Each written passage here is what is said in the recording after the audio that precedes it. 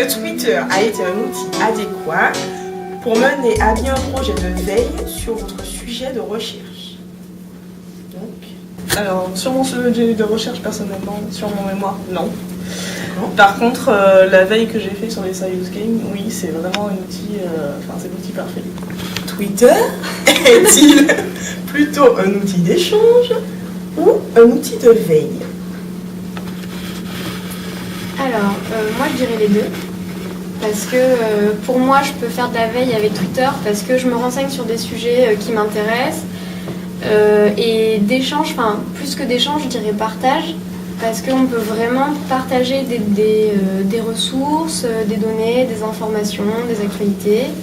Et donc pour moi, c'est vraiment les deux. Et l'un va pas sans l'autre, en fait. D'accord.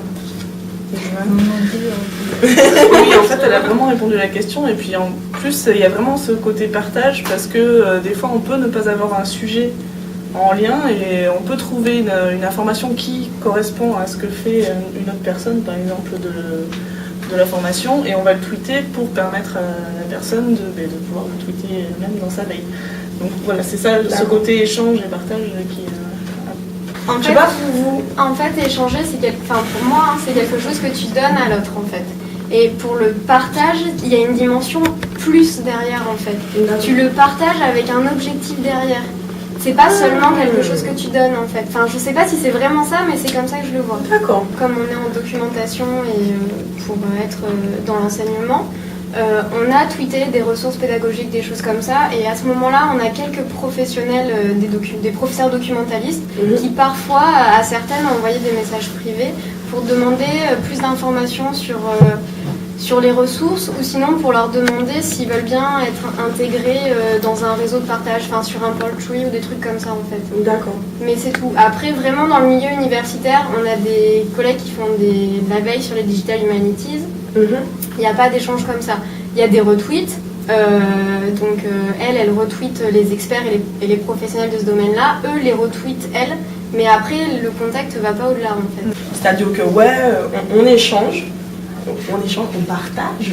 On partage, c'est plus qu'échanger, c'est partager.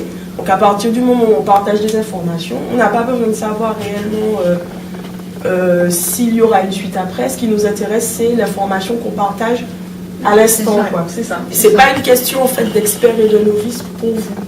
Et quand on a... Ça dépend. Parce que quand tu nous as demandé si on avait trouvé des... tu as posé la question du est-ce qu'on a établi des contacts avec des professionnels ou des experts. En fait, il y a une autre question derrière, c'est est-ce qu'on a trouvé des experts et des professionnels sur les questions qu'on traite. Et donc oui, en fait, il y a tous les domaines, je sais pas, les Serious Games qui a trouvé des spécialistes, des professeurs d'université, les Digital Humanities, c'est pareil, l'identité numérique, ça va être peut-être dans le marketing, et donc on trouve vraiment des experts et des professionnels. Et donc du coup, ce que tweetent ces gens-là, pour nous, ça a plus de crédit que quelqu'un qu'on ne sait pas trop qui c'est. Mais c'est... Voilà, c'est... Et par exemple, si vous avez une information que ces professionnels-là n'ont pas, qui a quand même du crédit, parce que c'est pas... vous allez la retweeter, c'est-à-dire que vous ne vous sentez pas extrêmement novice au point de ne pas tweeter une information. Mais au début, quand même un peu. Au début, le premier tweet qu'il faut envoyer, on se dit mais attends, si ce que tu disais. Ce que tu disais, c'est comme écrire sur le blog, c'est pareil quoi. Tu te dis que les gens vont te lire. Et donc il va y avoir une appréciation derrière. Et c'est stressé quoi. Oui, la grosse pression du premier, la première fois. Mais même la ligne, c'est quand même assez difficile. Comment tu commences ton post, comment écrire, c'est vrai que ça. Non mais je vois parfaitement parce que mon premier tweet c'était un retweet quoi. J'ai retweeté carrément quelque chose donc c'est pas. Ok, d'accord. Est-ce que dans ce cas-là c'est plus facile d'utiliser ce type d'outils ou est-ce qu'il y a des outils plus performants ou mieux adaptés qu'on connaît moins et du coup j'utilise moins? Je dirais que ça dépend de ce qu'on veut faire passer dans l'information en fait. D'accord. Là c'était vraiment une formation à la veille. Twitter est vraiment fait pour ça. Il y a d'autres outils, comme vous avez dit, Delicious, NetVibes, Google Reader, on peut s'envoyer des flux RSS, il y a plein de choses qu'on peut faire. Après, ça peut être un outil de formation, mais il faut savoir ce qu'on veut mettre derrière. C'est D'accord. surtout ça en fait. Il faut qu'il y ait un but à l'utilisation de l'outil et c'est pas. Faut pas utiliser l'outil parce que c'est connu et que voilà, c'est assez facile d'accès. S'il n'y a rien derrière, voilà, ça ne sera pas utilisé. Il n'y aura que des limites en fait. S'il n'y a rien derrière à la base, il n'y aura que des limites. Les gens ne vont pas l'utiliser. Bah, s'il n'y a rien Ils auront derrière, aucun intérêt. c'est un réseau social en fait, comme Facebook. Donc autant utiliser Facebook. D'accord.